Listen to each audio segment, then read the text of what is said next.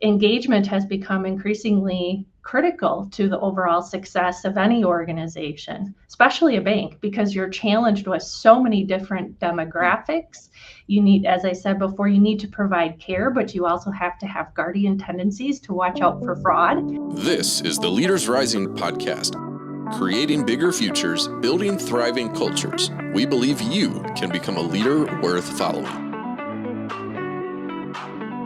Tami Christian, take us back to your pre-Giant days.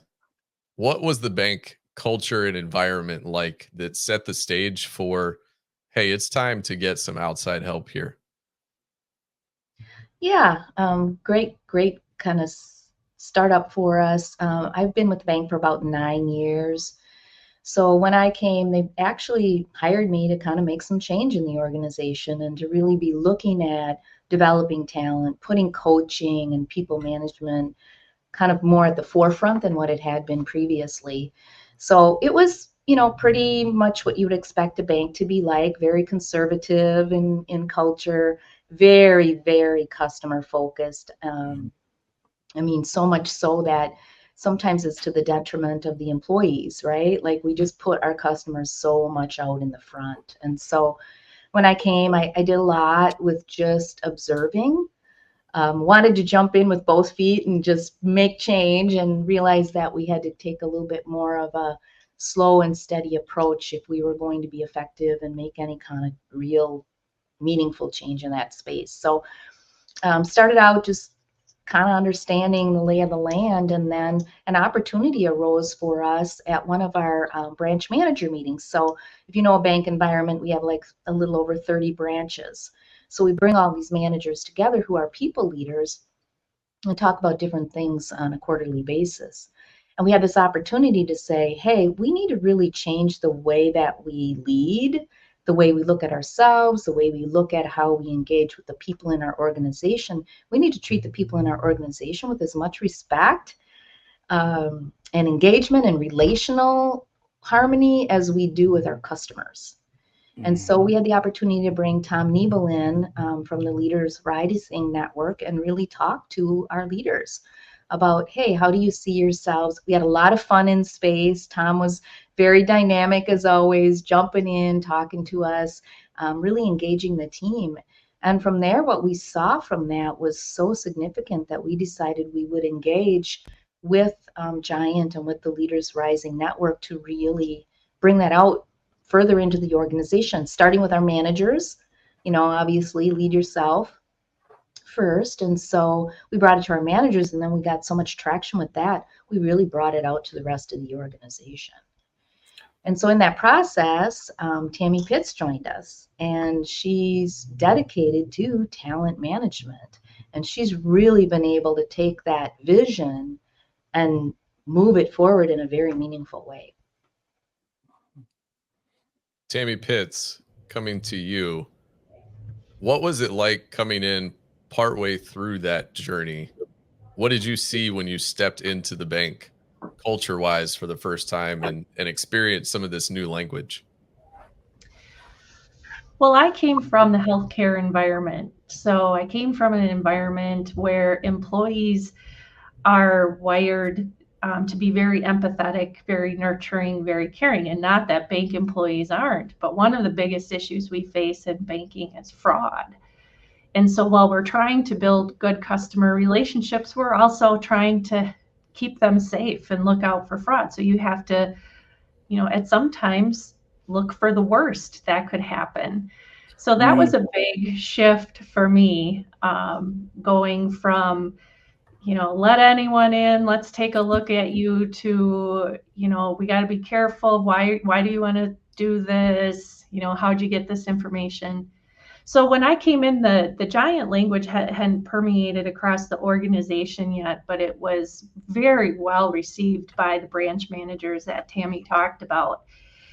And I took the approach, to just listen and take it all in. I think one of my first days was a meeting with Tammy and Tom, and we were talking about implementing, I think it was X-Core at the time, but basically a program for the managers. And I have to tell you, being in the health or human resources field for over 20 years, Tammy's been in it longer than me. We don't have to say any more numbers beyond that. But so I've been around a lot of, Myers-Briggs, DISC, all the different assessments. And I have to tell you, as I'm sitting there listening to this, of course, I'm analyzing it and I'm thinking, how does this compare and is this going to be effective? I fell in love with the language very quickly. And of course, Tom and I being wired very similarly, that was a good connection. And I really knew that this had potential very quickly to make an impact, not only for the organization, but for individuals as well. Tom, you coming into the bank from the outside, fresh eyes, fresh perspective related to the bank, but obviously decades of life and leadership experience coming in. What did you notice in those early days? I would notice that although I was a rookie in the giant realm, but very enthusiastic about it, my own journey was like, wow, I wish I would have had this in my previous career. Then it was like, I wish I could be this. And then I was like, I don't know if I want to really be this transparent and forthright and vulnerable to, hey, I really do want to do this. But when I came in, I have to say I was astounded when we did initial work with leaders and managers. I was astounded at how many nurturers there were inside National Exchange Bank. And I know the standard number across the world is 43%. I think it was more than that, Tami Christian. I'm trying to remember how we originally looked at it. And I was like, oh, this just doesn't compute for me. I would have thought much more guardian, and that's for sure there. But I would say, I'm going to throw it right back to you, Aaron, but that was my surprise until people started to say, think about it, Tom, how relational trust matters so much, especially with all these branches and these small town branch managers. And the face of the bank being a person that they could trust and was truly empathetic. And I would just say that was a big notice for me. And I would just say, honestly, you're around the three of us long enough and you're going to say, wow, the three of you really did grow up together. Although we each have fantastic resumes and history, the three of us really grew up together, learning this in various different ways, and then looking for ways to bring it into an organization full and complete. Yeah, it's interesting how those voice percentages play out from what we expect in the population versus what we see. And in healthcare, nurses and caretaker roles, I often see are much higher in nurturers, elementary educators like my wife. She's not a nurturer, but guardian nurturer. So many of her coworkers are nurturers and elementary educators.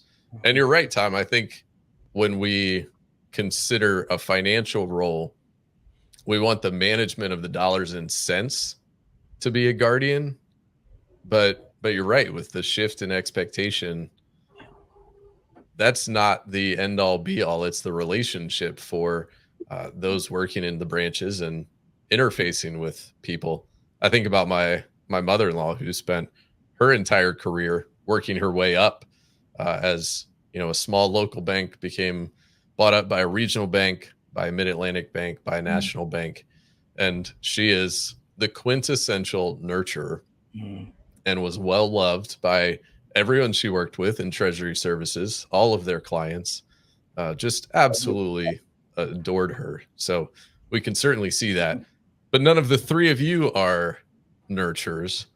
So Tammy and Tami, talk to me about your interaction and how being, as we would call it, Nemesis voices, how did that benefit or challenge you as you began working to roll this out across the bank?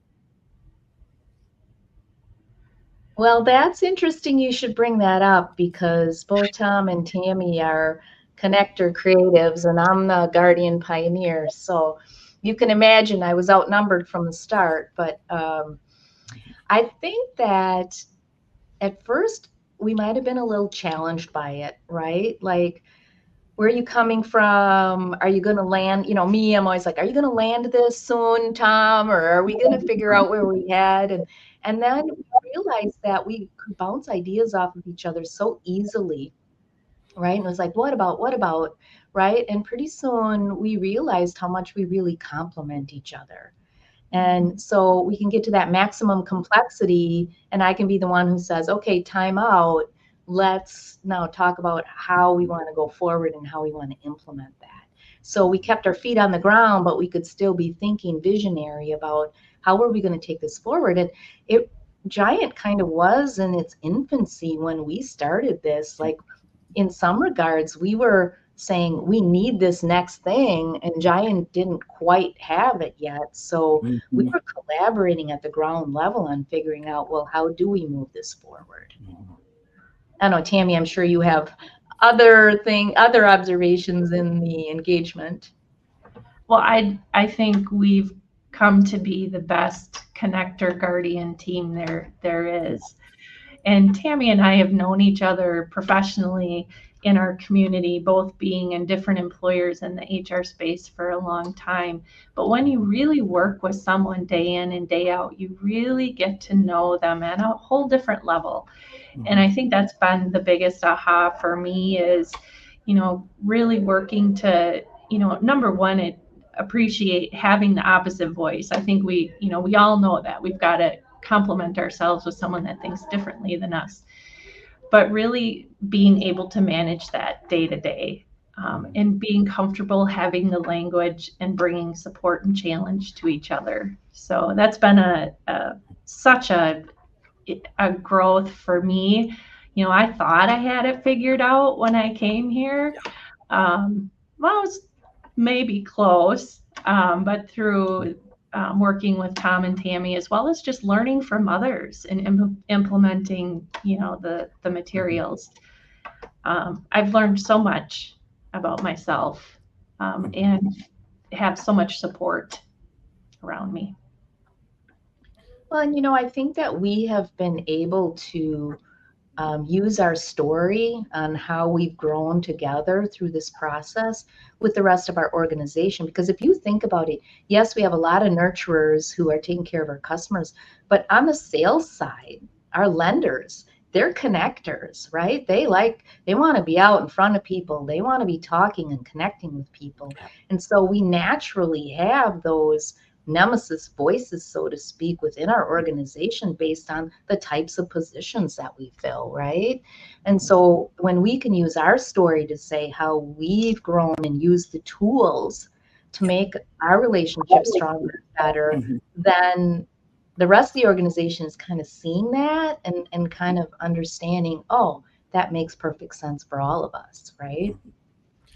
In fact, let me illustrate something along those lines, because the applause I have for you, Tami Christian, you, Tammy Pitts, I'm thinking about how you would go first in terms of being real, being vulnerable, and putting things out there. And I distinctly remember a time, Tammy, when we had our very first, maybe second meeting. No, I think it was the first meeting, but we were calling people to some vulnerability about self-preservation. And there was a palpable lack of trust in that room, because people wondered, where would this go? Would we be strangled with this? But I remember it was you, Tammy, and then another colleague of ours, Nicole, were opening up and telling some real vulnerabilities, and it really opened up and it unlocked the room. And Aaron, if you could have been at another meeting when Tammy Pitts had said, okay, I'm going live, and she got up to the microphone and said, okay, I'm going to tell you some things. And it was, I don't know, there were about 60 leaders. We were at a golf course conference room there. And when Tammy opened up, it changed the dynamic of trust in that room in an incredible way, at which point the president of the bank at the time stood up and he said, okay, we want to thank Tammy for showing us how to do it. So there was applause, but those were seminal moments where these two ladies showed one another how to do it. And I love that your story continues, but it was that display of vulnerability and self-awareness that were really earth shakers in terms of the cultural development. As you look across the bank and you've learned your voices and you've recognized, as you described, Tammy, the connectors on the sales side, nurturers in those branch positions, how did those two segments begin to interact in a healthier, clearer way with other voices in leadership? I mean, what were the voices like in executive roles throughout the bank, and how did those lines of communication change once they had an understanding of their voices? I think that's a good question. I think that learning to be vulnerable has been really critical because people will put themselves out there. It's less self-preservation going on. I just see more open dialogue going on. I see people being able to laugh at themselves a little bit, you know, which again creates that relationship versus I can't fail. I mean, I'm a guardian pioneer, like that is huge to me, right? Like I cannot fail. But when I start saying, I maybe don't know everything and maybe somebody else can help me, and we start putting ourselves out there, I think that changes a lot. Our leadership team is comprised of quite a few guardians. We have a couple pioneers, a little spattering here and there of connectors. So I think as they've learned a little bit more about themselves, they've made it a little bit easier for the rest of the leaders in the organization to reach across lines, to be vulnerable, and to kind of break down some barriers. Tom, as you leaned in and started working with the bank, walk us through what that structurally looked like from a programmatic offering perspective. How did you engage with the bank? Yeah, we started out, which would not be an uncommon place to start, which would be considered like training space, where you're putting a whole bunch of people in the room and, you know, they're getting information. You've got the talking head, you've got the workbooks, and that's where Tammy was referring. Yeah, Tom was good at this. I can stand in front of a microphone. We were starting to implement some things, and then the question was, well, you know, we might not need you for too long, Tom, you know, I mean, after this. And what was interesting, though, I remember a conversation that we had where we looked at a tool that we call, it's called intentional multiplication. And it just looks at all the different ways you need to multiply to see a full force multiplying effort happen. And it has to do with everything from apprenticeship with a few people to, you know, what you might call coaching groups. And then you go up a little bit further to that training space, and then, you know, the wide reach keynote kind of things. And honestly, when the Tammys and I were looking at this, we were going, you know, we know that we can't let this just be flavor of the day. We've got to embed this. So what we did is we stayed in some training space, but then we started to implement other things. And I don't know, Tammy, you might remember, Tammy Pitts, you might remember, but I started to do a lot of, a handful anyway, of kind of one-on-one things, working with particular executives that we wanted to really serve well. And we were doing that, but then we started to implement, you know, core groups and things like that. So that's structurally how it was going, Aaron. And then over time, the bank has become less dependent on me and more embracing and using our electronic platform, because ultimately that's what we want. We want people to self-service. So let me just ask Tammy, do you remember it differently than what I just described in terms of how we started to you know, go full? No, full loaded? I think you summarized it concisely very well. One thing, you know, when we were working with the managers and we were rolling out the material, there was an aha that everybody needs this. And that was one thing. I think what we did at that point, we were about 3/4 of the way through the material with the managers, and we told them, we're going to roll this out to all employees now. And so you're going to be delivering this material. And that is one point in time I wish I could go back to and do differently. Because everyone's at a different place and comfort level, and our culture was also getting used to being vulnerable. Yeah. So we had some roadblocks and, COVID as well, but it allowed us to do a little bit of a reset and approach it from, what problem are we trying to solve? And then apply the tools appropriately. By the way, great comment there, Tammy, because I was thinking, what COVID did, if nothing else, it showed the bank that a lot of things could be done digitally, right, or electronically. Whereas previously we'd really been stuck on in-person delivery. So I think that was part of the reset also. Yeah, definitely. It sure was. And it gave people a little bit more comfort in, well, we might not get this right the first time, but we've got to do something. Yeah. That's good. Tammy, in bank industry language, how do you quantify success in what you've been working on in building the culture at National Exchange these last few years? Well, one of the basic measures in the HR space and measuring the effectiveness of your people strategies is your employee engagement surveys. And it's important to understand that employee engagement is more than just satisfaction.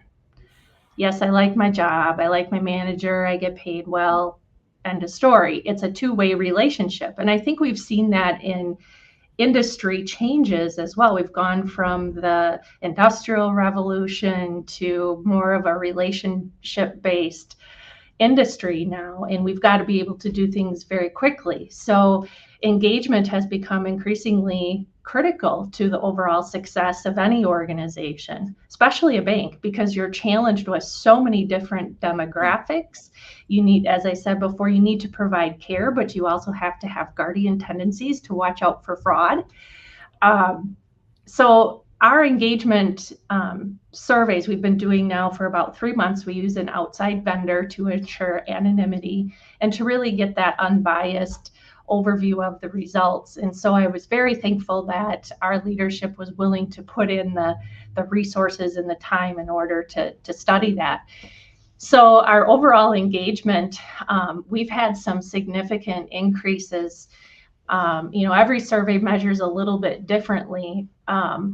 So in measuring engagement items, and how I describe engagement is the extent to which employees are willing to go above and beyond and execute discretionary effort. It's more than just a job.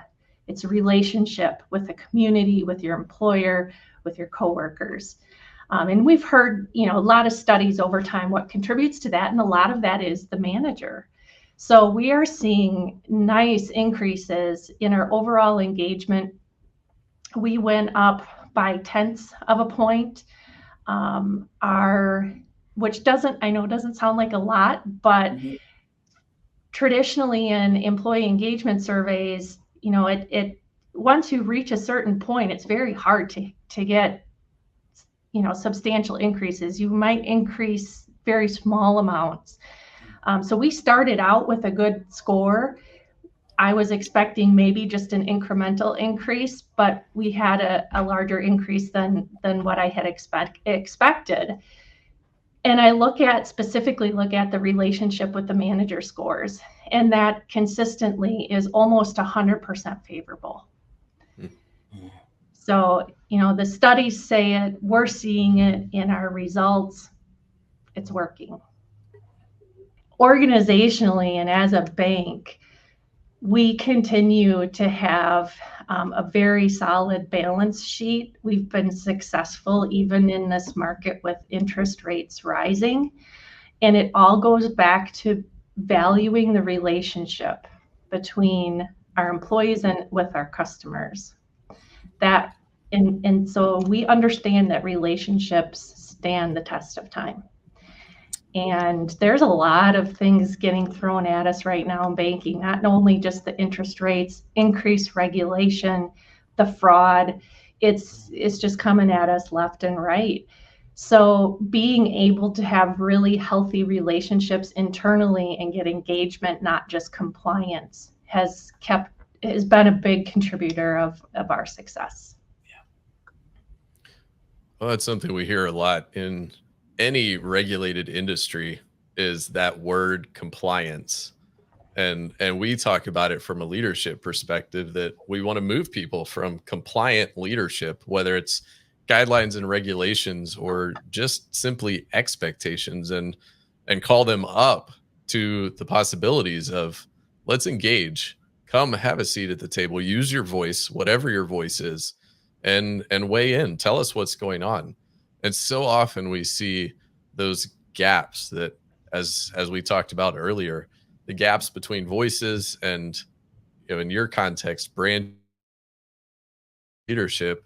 If the voice isn't heard, then everything that's coming down is compliant oriented and not engagement oriented. And if we can raise engagement, that's a game changer.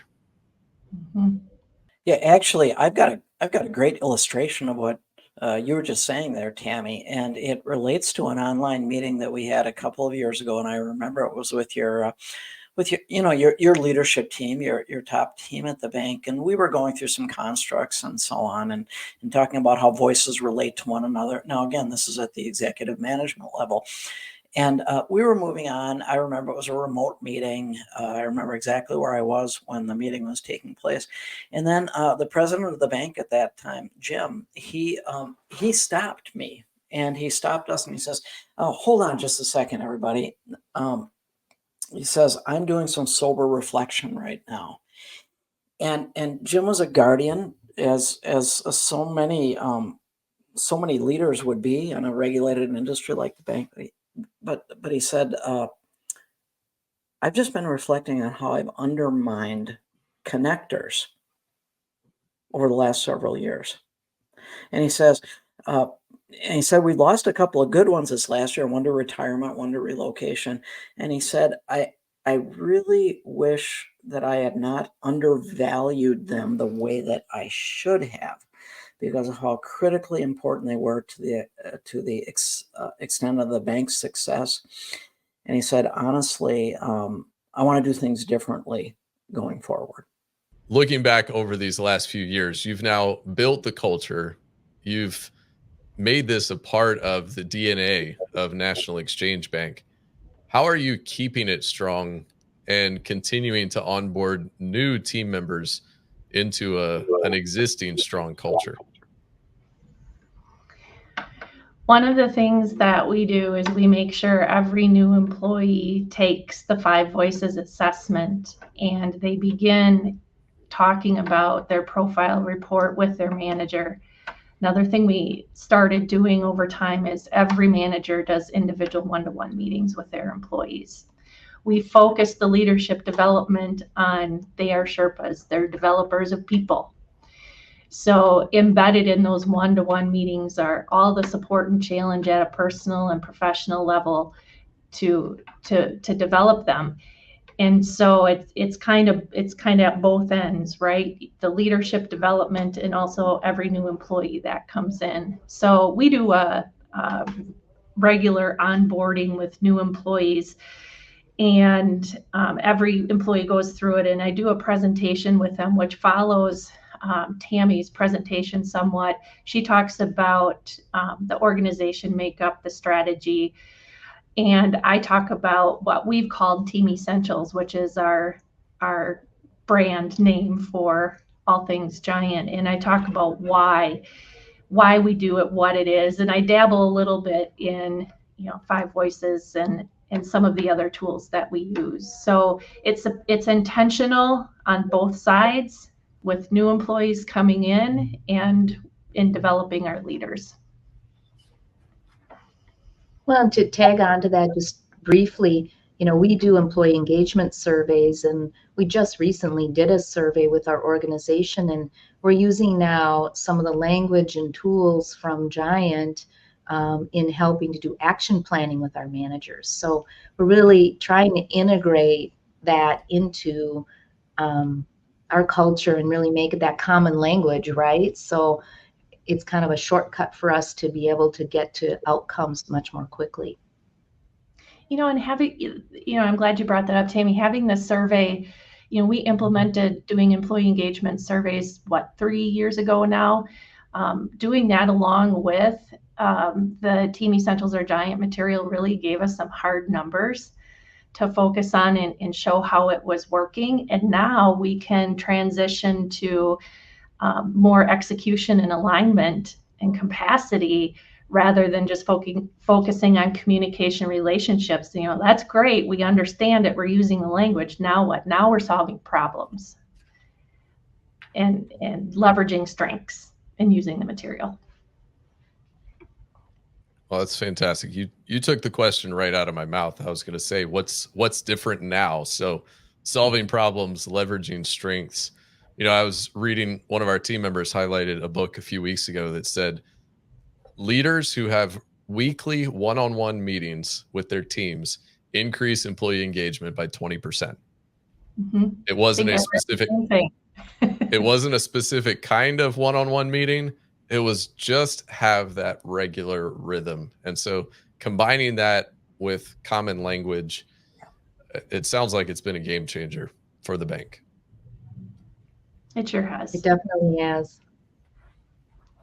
All right, Tom, I've heard you talk a lot through the years about National Exchange Bank. Today was my first conversation with the Tammys. It's almost like folklore hearing about them so much. And now here we are. But walk us through what you've seen throughout your experience with National Exchange. I'm going to start just by thinking through the lens of self-preservation. And it just means I'm in the room. There's stuff I want to prove. There's stuff that I want to hide. There's those kind of things, but so is everybody else. And I would just say, I'm thinking of myself. And when I think back to the earliest days, all the self-preservation I had, wanting to prove myself and being really careful and not as free to be me because of my own internal fears. But I was also thinking about Tammy Pitts. Now, she was brought in to be the talent development specialist. And I remember, I don't know, it was the very first or second meeting when we were together with Tami Christian. And Tammy Pitts was so good at being open with her own self-preservation. She looks at me as this consultant and she says, I'm afraid because I feel like you're taking my work away from me. And as soon as she said that, it just invited my own transparency. I said, well, I'm afraid because if you all don't need me, I can't make a living, right? But all we had to do was get that out there and then open up into that space of, wait, we're like ants fighting over an elephant. We got a lot of work to do here, and we're going to put that in the rear view mirror. And that was one thing I was thinking is just how, like an HR department, you could understand how they might be concerned. Maybe they'd be happy with book of the month, right? Or hey, everybody watch this video, or sending people to trainings, but they might be threatened by a cultural development specialist to be in there. But in this case, once we got past those early, the early rumbles on that, it was just so powerfully evident how much they needed me, but how much I needed them, and how in the process, we just became the best versions of ourselves. And true to form, these are some of my best friends. I mean, ever, to the degree that clients become friends. That's a great perspective on that relationship and the high level of trust that we get into with people, because most of the clients that we work with have such a high view on their work and their level of excellence and their investment in that. Yeah. And so when anyone comes in questioning your work or raising a new perspective or shining a light maybe on the cobwebs and the shadows where, I was trying to keep that off the radar of everybody else. Yeah. That can be uncomfortable, but it's, out of that discomfort. I was talking to one of our team earlier about discomfort. and just how much transformation and breakthrough there can be when we do get uncomfortable. And we can then translate that back to every interaction going forward once we take that first step of being uncomfortable. Yeah, that's really well said, Aaron. Could I ask you, like, as you were watching the three of us interact, was there anything else you picked up on? Yeah, with the 5 voices, first conversations can always give you an impression of what someone's voice might be. But I could sense in that conversation between the 3 of you,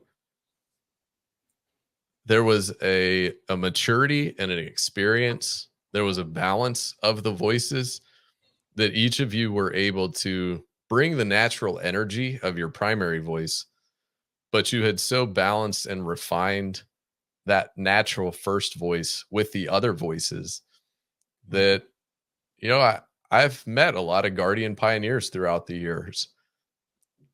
Some of them aren't the most comfortable people to be around. And I did not get 1 ounce of that from Tami Christian. Yeah. And Tammy Pitts on the flip side, showing her connector colors, but in a measured kind of way. Yeah. And there's ways that each of them I could see mirror each other, but have an openness, a willingness to hear every voice.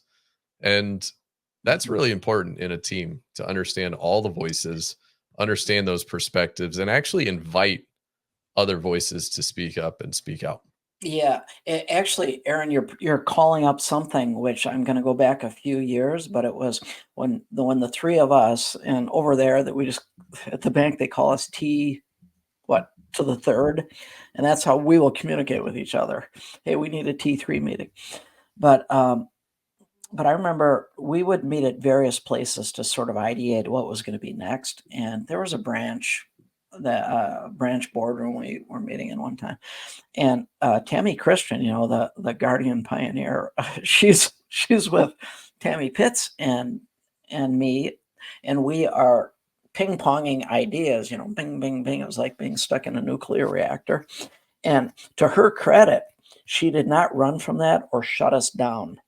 She would just say things like, hold on, let's not boil the ocean. She'd have to take a breath and those kind of things. But I think it was because she was in the power position, not only in strength of voice, but also in her role at the bank, where she could have just stifled us. But instead she said, she did 2 things at once. I want to hear it, but not at this speed, not in this place. We need to land some things. So it was that brilliance, I think, that allowed us really to thrive and honestly, be friends to this day. Incredible conversation. Thanks, Tom, for introducing me to the Tammys. Thanks for bringing your voice to the table. Dr. Tom Nebel, founding partner of Leaders Rising Network and Wisconsin's biggest Flying Squirrels fan. So thanks, Tom. Go. All right. Thank you, man. Okay. Well, Tammy and Tammy, thank you so much for your time today. It's always good to hear from the Tammys at National Exchange Bank.